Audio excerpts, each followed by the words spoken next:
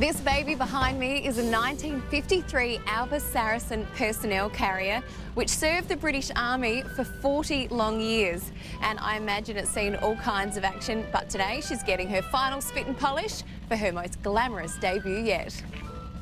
On the last Sunday in September, this steel stalwart will join around 1,300 other vehicles on a trek from the beach to the hills, because this year's Bay to Birdwood run actually pays tribute to 100 years of military motoring.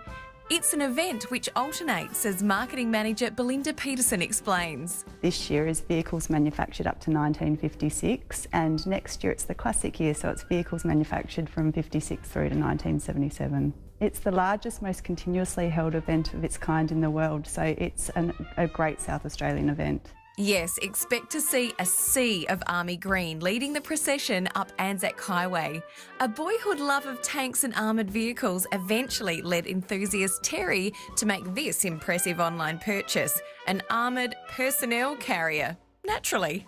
They were used in the Malayan crisis. They were Aden, Cyprus, Northern Ireland, Germany. This one eventually ended up going off to the Hong Kong garrison. Terry tells me that despite her looks, she's actually surprisingly easy to drive. Having another person keep an eye out from the turret always helps. I think I may have found my calling. Right, we're ready to go, fellas? So this is the first time you've participated in the Bay to Birdwood? It is. I'm pretty excited about it. I've gone to watch it ever since I was a little kid.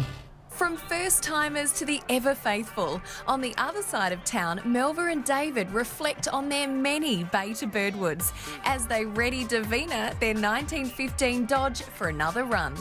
The trip up it's just wonderful because everybody waves and we toot and they give you really thumbs up when people have dressed up, and it makes the day. Yes, the Bay to Birdwood is more than just about vehicles. Melva says that she has always loved to frock up for fashions in the field.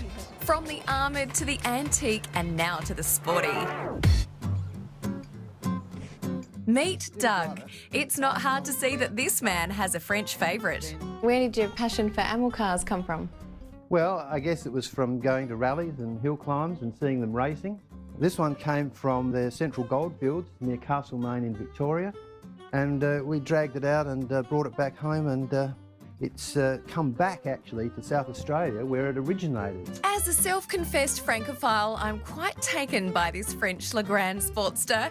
And what do you wear when driving an amel car? A beret, of course. It entered its racing career fairly early, we think. It may be the car that broke the Broken Hill to Adelaide record. What really strikes me are the stories attached to these vehicles. Many bear the battle scars of adventures past, so if they were people, what would they be like? She's a bit temperamental sometimes, difficult to work on, annoying. I spend more time maintaining it than driving it. Lots of people, love the car. Quirky, but charming.